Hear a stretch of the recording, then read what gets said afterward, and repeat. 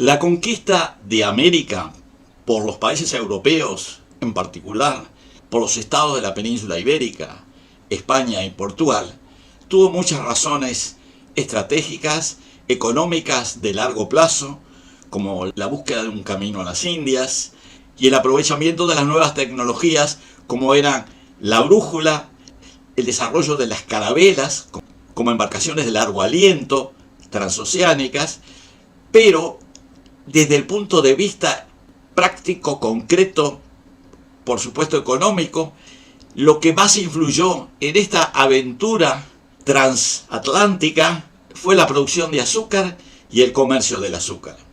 Ello se hacía a través del aprovechamiento de un cultivo de origen asiático, la caña de azúcar, que en el transcurso de algunos siglos había empezado a aprovecharse en Europa, norte de África y en Europa. Las ventajas de la explotación del azúcar en tierras americanas era el valor de la tierra, nulo, porque se las arrebataban a los pueblos indígenas, y la utilización de mano de obra gratuita, ya sea esclavos indígenas del continente americano o esclavos secuestrados en África y trasladados al continente para el trabajo de las plantaciones, permitiendo utilizar una mano de obra gratuita al costo de millones de vidas humanas, y permitió producir los recursos económicos necesarios para emprender esta aventura que requirió tanto dinero y esfuerzos de miles y miles de personas. Vamos a hablar del tema del azúcar, que adquirió su valor porque sustituía con creces otras formas de endulzar los alimentos, como era por ejemplo la miel, y además permitió elaborar las aguardientes, que fueron uno de los principales atractivos de la producción de grandes cantidades de azúcar.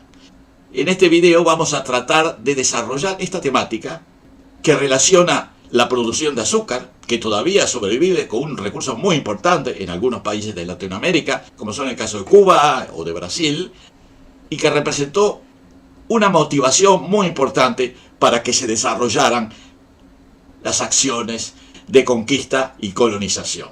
A continuación, una descripción sintética de estos acontecimientos.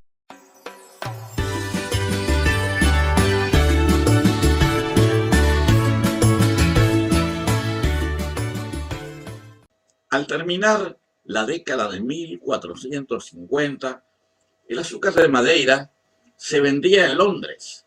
En 1493 había 80 ingenios que producían 18 toneladas anuales.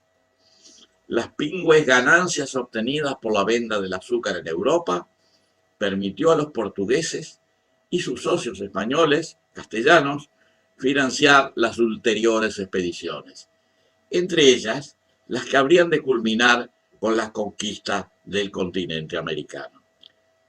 En todos los lugares apropiados, tanto españoles como portugueses establecieron plantaciones de caña de azúcar, utilizando para ello la mano de obra esclava de los nativos que habitaban esos países.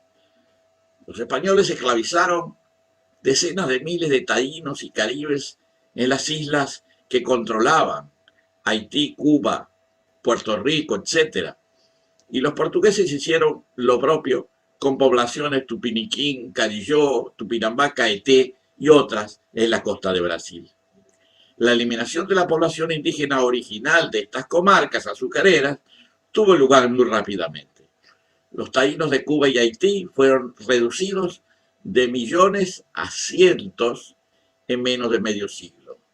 Los portugueses obraron de modo parecido en sus dominios del Brasil, eliminando las primeras naciones de toda la costa nordestina, desde Ceará hasta Ilhéus, en poco más de 50 años. Igual destino corrieron los Carillá y otros grupos de las costas meridionales, alrededor de las colonias de São Paulo y São Vicente. A principios del siglo XVII, españoles y portugueses habían matado directa o indirectamente más de 10 millones de personas, despoblando vastas comarcas y dificultando el desarrollo de las mismas actividades productivas que se basaban en el trabajo de dichas poblaciones. Así se vaciaron las islas del Caribe y las costas del Brasil, comarcas densamente pobladas en tiempos anteriores al influjo invasor. La falta de mano de obra que ellos mismos habían provocado terminó provocando gran preocupación entre los colonos españoles y portugueses, que ya no tenían esclavos indígenas a quienes explotar en las plantaciones, ingenios, minas y servicios varios. Como consecuencia de ello, se comenzó a recurrir en forma cada vez más frecuente a esclavos capturados en tierras africanas para cumplir las tareas que los indígenas eliminados ya no podían cumplir. El tráfico de esclavos era una antigua y triste historia en África, desde tiempos muy antiguos. Los sucesivos reinos marroquíes del Magreb y los sultanatos de la península arábica y costas del Océano Índico se dedicaban al comercio de esclavos desde los siglos XI y XII. Este tráfico se destinaba a los reinos e imperios mediterráneos y europeos de la época a cambio de metales, telas y otros productos manufacturados. Muchos de los esclavos así incorporados al mercado eran de origen africano, pero no exclusivamente. Las sucesivas guerras permitían capturar esclavos de muchos orígenes geográficos y étnicos. Durante los siglos XII al XV, las clases pudientes y élites de los países europeos occidental y de los países musulmanes del Mediterráneo se habían acostumbrado a utilizar esclavos africanos, generalmente provenientes de los territorios de África Occidental y de Guinea. De acuerdo a Herbert S. Klein, se calcula que entre 5.000 y 10.000 esclavos por año recorrían el trayecto entre África subsahariana y los países del Mediterráneo y Europa. Esto implicaba que al cabo de los 6 siglos previos a la llegada de los portugueses a África Occidental, no menos de 3 millones de africanos fueron exportados fuera del continente. Las caravanas que transportaban varias mercancías y esclavos utilizaban la vía transsahariana. En época en que dichas rutas estaban controladas por los marroquíes, el infame comercio se originaba en ciertas bandas de secuestradores organizadas a partir de ciertas poblaciones del Sahel, especializadas en este tráfico, incluyendo los tuaregs, los fulani y otros grupos de la orilla sahariana. Varios reinos de esta zona se basaron en gran medida en dicho comercio, como Ghana, Mali y el imperio de Gao en los siglos XII al XIV. Cuando en el siglo XV llegaron los portugueses por la vía marítima, es decir, por el sur, la relación se invirtió. A partir de ese momento, la tarea de captura quedó en manos de las poblaciones costeras y los atacados fueron los pueblos del interior. Como resultado de estos reajustes de los circuitos comerciales y conquista de bases africanas, Portugal logró apoderarse del tráfico de esclavos. En el siglo XV, los portugueses ocuparon las islas del Atlántico, Cabo Verde, Azores y Santo Tomé y varias bases costeras en el Golfo de Guinea y comenzaron a explotar la caña de azúcar, utilizando también mano de obra esclava. Cuando se establecieron las primeras plantaciones de caña de azúcar en América, ya se encontraban los portugueses firmemente establecidos en Guinea, en San Luis de Mina en 1454, por ejemplo.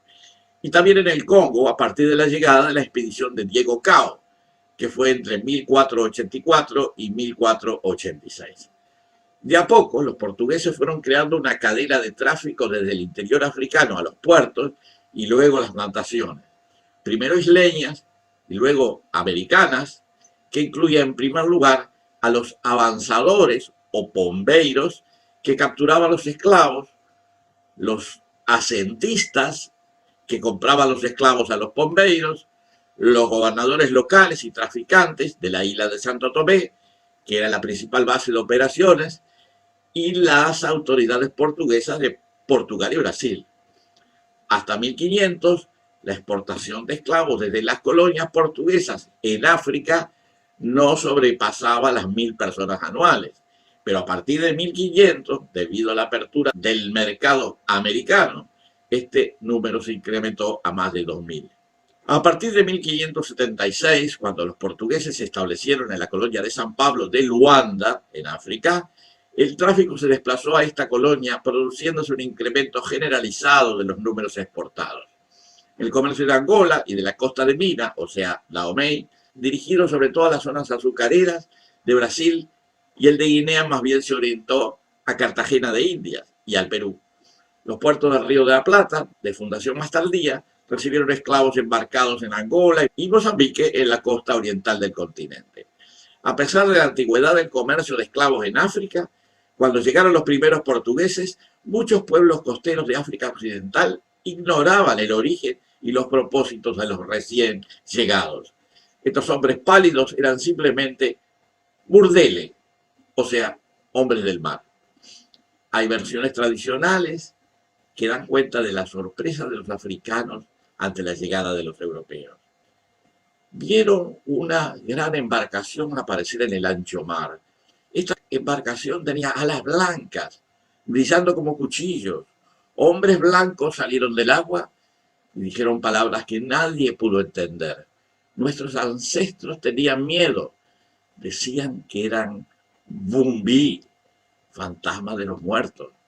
Los echaron de nuevo al mar con sus flechas, pero los Bumbí escupieron fuego con un ruido de trueno.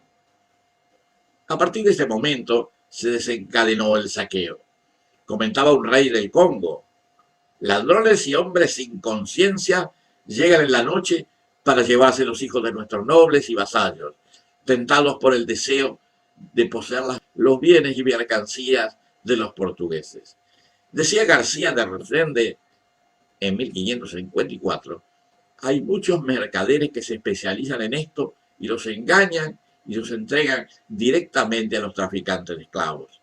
El tráfico de esclavos portugués, que dominó el comercio durante los siglos XVI y XVII, estaba basado en una cadena de fuertes que habían sido establecidos en toda la costa africana.